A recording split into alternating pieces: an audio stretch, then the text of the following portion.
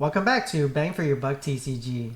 Today, we're going to be talking about Riftbound, and I want to show you guys currently what I'm doing today, what I'm looking for, and just to kind of see if there's any opportunities, right? For Riftbound is something that I have another. For Riftbound, there's a lot of nostalgic feeling to this game, at least for me.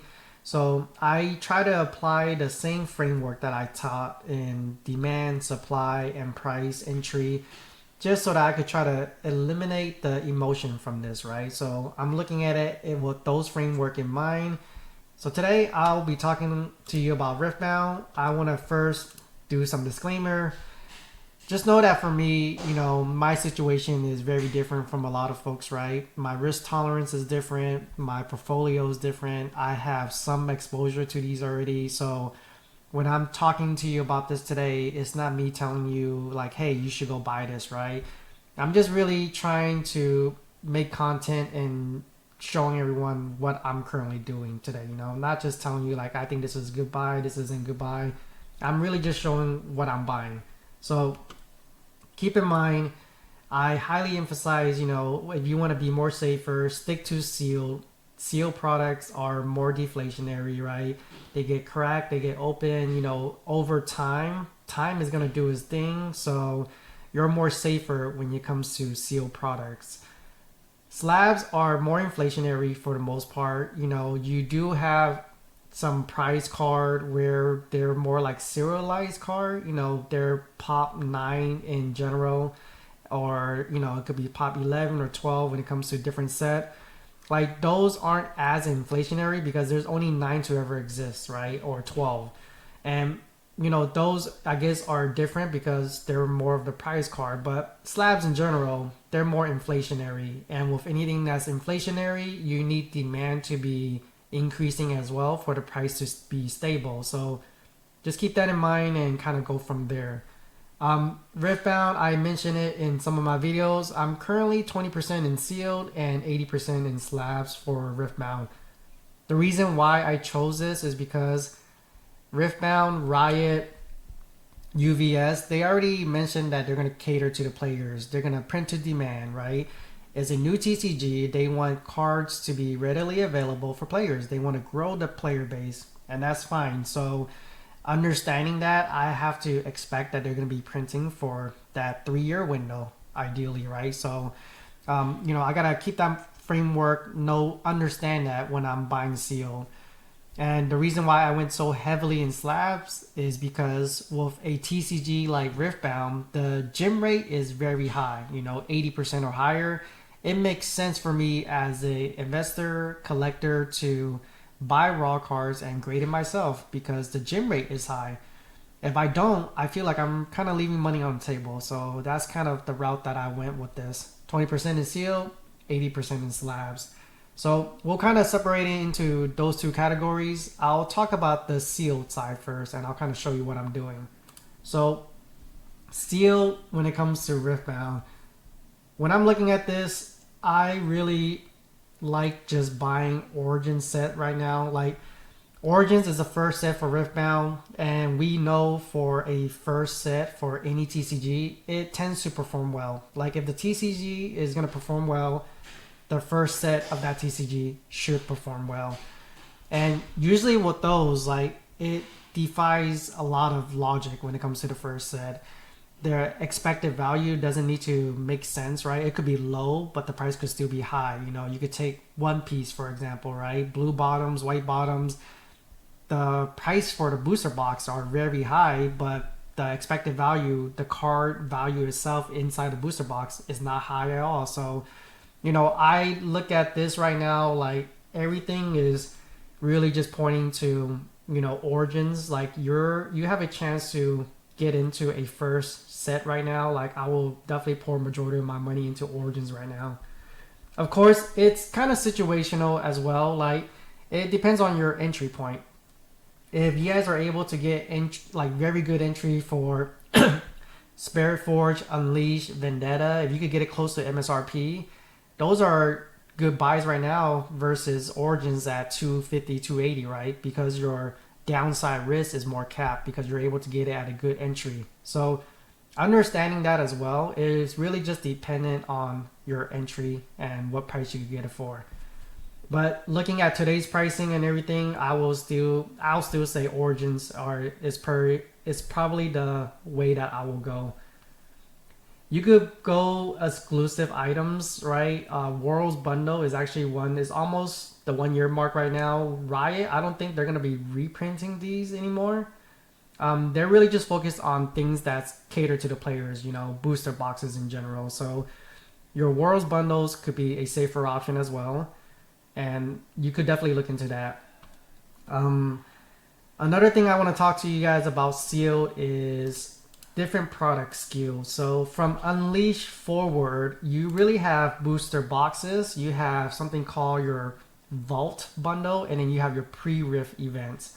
So looking at the Vault bundle, when I'm looking at this, I look at what's inside. There's booster packs in there. There's some runes, and I know Riot is gonna print stuff that's gonna be catered to the players. And when I'm looking at something like a Vault bundle, I feel like they're more likely to print this because a lot of these stuff players could use. And even though I know Vault bundle in general, they don't really have a lot of this when it comes to LGS. Like when I go there, they might have 10 cases of booster boxes, right? But they might only have one case of your Vault bundle. So these were more limited, but at the same time, I feel like Riot could potentially print this in the future. So Vault bundle is something that I don't really buy right now just because I don't understand the supply side too much. I really gotta wait to see how it goes. I'm not saying that you can't make money. You could possibly buy some of this for speculation, but when it comes to understanding what Riot's gonna do, I rather just kind of wait a little bit on this part. The other product SKU that I wanted to talk about is the pre-riff, which is right here. So the pre-riff one is a little bit more interesting. It has one promo card and it has 5 booster packs. So when I look at this and I ask myself, how likely is it that Riot's gonna reprint this? And for me, I think it's more on a lower risk side, right? Just because they have a promo card, which players are not gonna complain that they don't have the promo card to play. They have booster packs, but if they're gonna reprint booster packs, they're just gonna reprint the booster box. It just makes more sense. So when I'm looking at the pre-riff kit, I feel like it's a less likely chance that they're gonna reprint this in the future. They might have wave 1, wave 2, and then that's about it, right? So pre-riff kit is something that I feel like could be a potential play. It's speculative for sure, but I wouldn't mind putting some money into here as well versus the Vault bundle, as I mentioned earlier. So, yeah.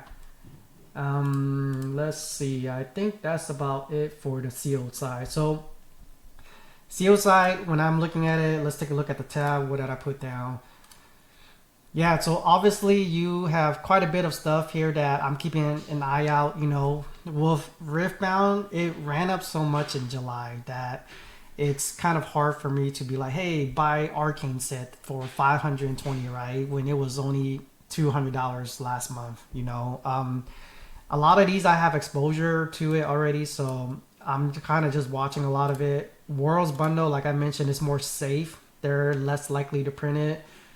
The Chinese New Year one, this one, I just, I don't have a good feeling about the supply, right? Like there could be 10,000, 20,000 copies of this. Like, I feel like if you're gonna make a play on this, just make it more short term for now, more speculative.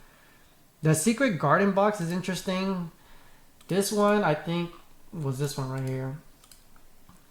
I originally wanted to buy some of this, but I kind of stopped myself from buying it just because they said that they're going to release this throughout the year. So there's going to be more available.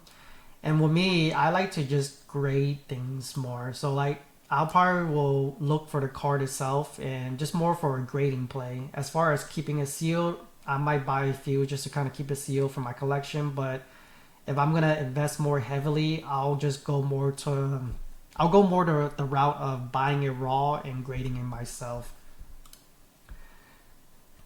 Origin Nexus kit went up a lot, but Yeah, not too sure about this one. So pre-riff, you could kind of see that I kind of put some of it here. But all in all, the seal tab is pretty straightforward. Origins is something that I will concentrate more on. I'll buy more of this if I see the price point dropping to like 200, 250 range. And like I mentioned, I'm not saying Spirit Forge, Vendetta, Unleash, don't buy those, right? It really comes down to what you got it for. If you got it for close to MSRP, I will keep in mind that they are gonna possibly reprint this in the future. So if you got it for 120 and it went up to 250, I will look into de-risking myself and selling some of it because it could come out with a big reprint and then it goes back down to 150, right? But with Origins, like I mentioned, first set can't go wrong. So yeah, that's the seal side. The slab side is gonna be something that I will talk about as well. So for the slab side, it's definitely more of a grading play, and like I mentioned before, when you look at the gem rates for most of these, it's in the high 80s, 90s%, right? I'm gonna try to separate it into booster box, like the booster box card and then the promo cards. I won't have time to kind of go through all of this just because it'll take up too much time. I'll kind of talk to you guys about what I feel like is important. So looking at graded plays, I'm going to talk to you guys about the specific set first, right? So Origins, let's take a look at that. So when I'm looking at graded plays, if you're not familiar, I like to separate it as a long-term bucket, which are your grails, and then your short-term bucket, which is more of a short-term speculative play, right? I look at it as your grails as signatures. Signatures, I like to stick to things that's more in demand. Ari, Kaisa, Misfortune, Jinx, Timo,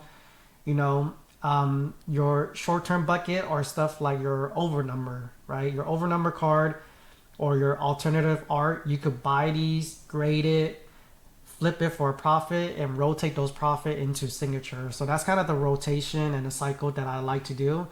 And the reason for this is because we don't really understand how Riot's gonna control the supply, right? UVS, whoever you want to call it, but they could be printing this for the next 3 years, 2 years, and that's fine if they do. I just know that based on the data that I see, even when they have a reprint, your signature cards tend to hold up pretty well, So you might have a 10, 15, 20% downside when they do a reprint. But for the most part, the demand is there and it's very rare to hit signatures. So I tend to just try to stick to signature if you want to play more safe for now until we could kind of understand how Riot's going to handle the supply side of things, right? But when they do a reprint, usually the overnumber gets hit pretty hard. The alternative art do get hit hard too. So knowing that, I just try to make this more of a short-term play. So just understand that. So Origins, I kind of just stick to those top 5. If you want to be more speculative, you could just buy maybe any signature.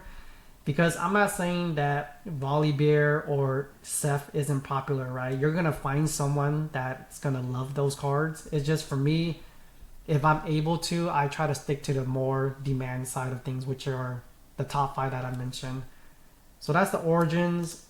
Spirit Forge is kind of the same concept.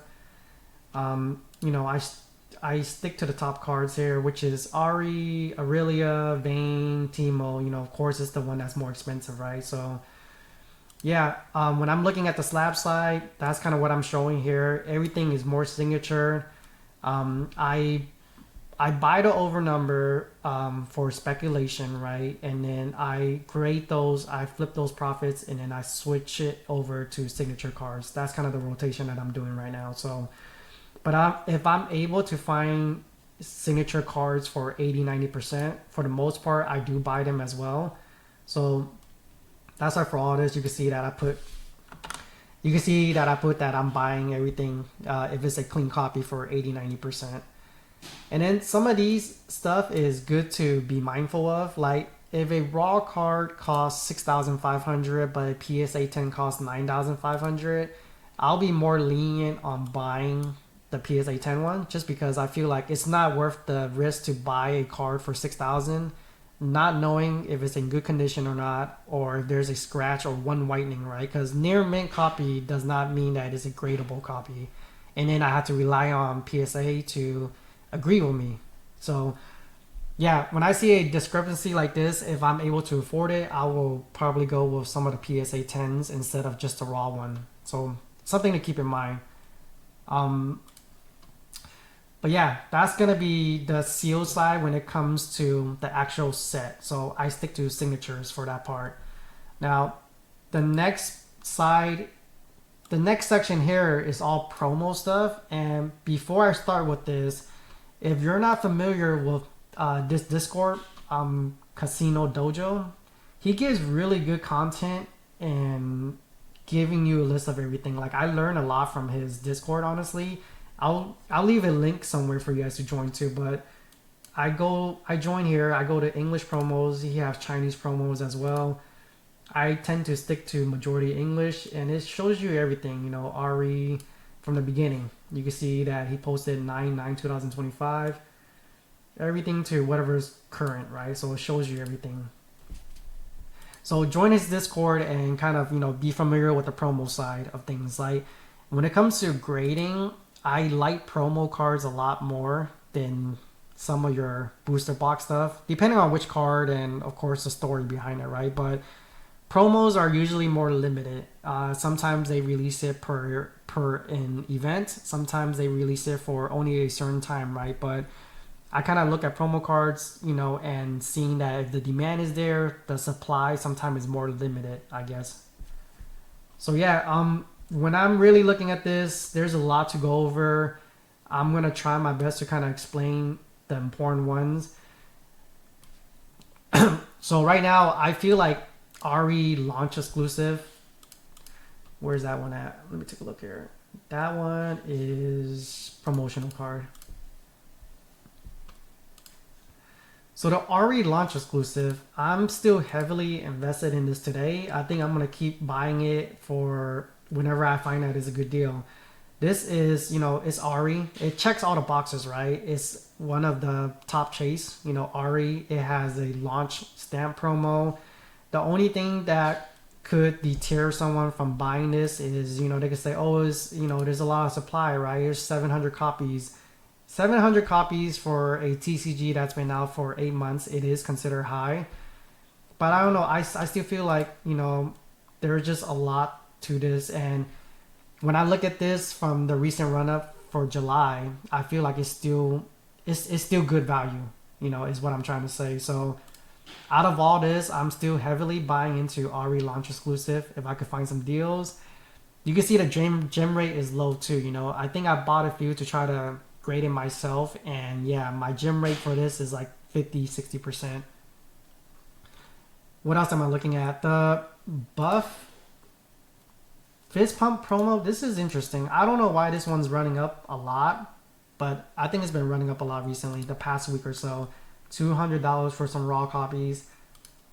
If you're not familiar with this card, this was given out from Riot employees. I don't understand how much supply is behind here.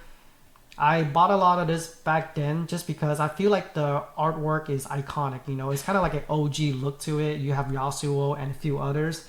So that's one big reason why I bought it, because of the demand. But I just didn't invest too heavily in it just because I didn't understand the supply side too much, right? But, you know, when I got in for, it was around $100, $120. You could sell it for $200, $300 right now, maybe. But yeah, it's just interesting to me. I wouldn't recommend buying into this right now just because, you know, you usually want to buy it when it's going down, not when it's going up. Which one do I... Riven. Okay, I do want to talk about this one. This one is interesting to me. I am buying some of this right now.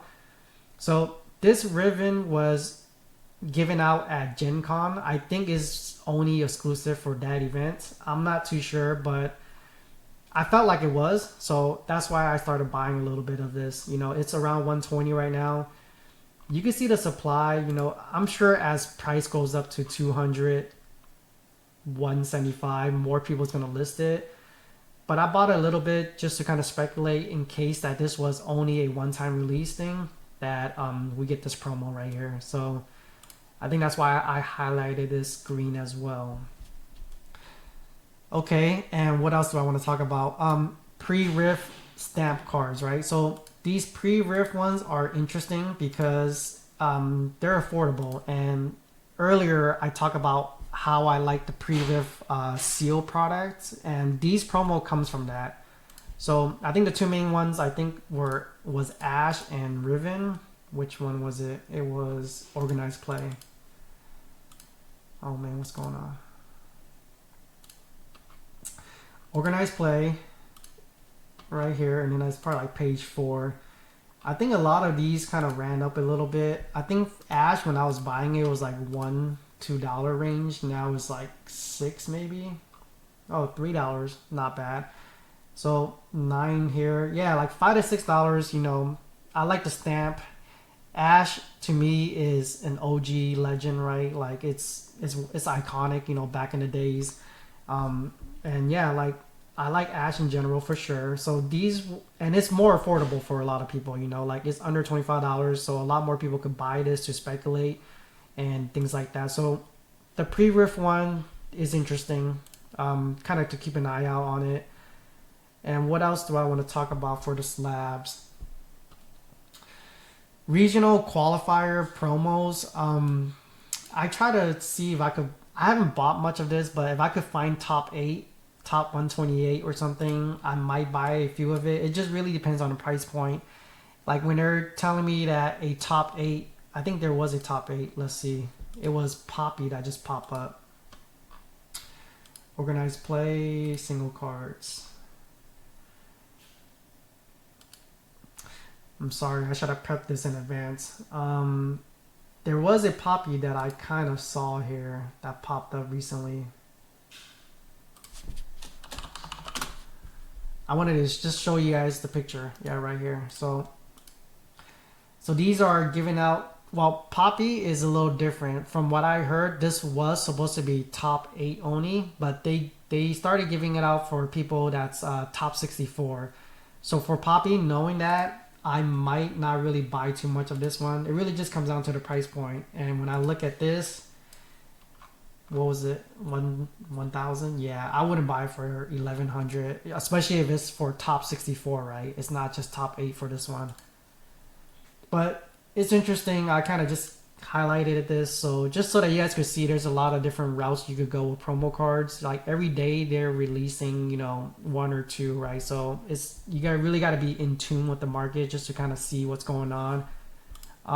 Some Summoner Skirmish, these I will honestly just stick to the champion stamp ones. They're more limited when it comes to supply, right? So the champion stamp ones I know could be good just because of the supply side, and you just gotta look at the demand.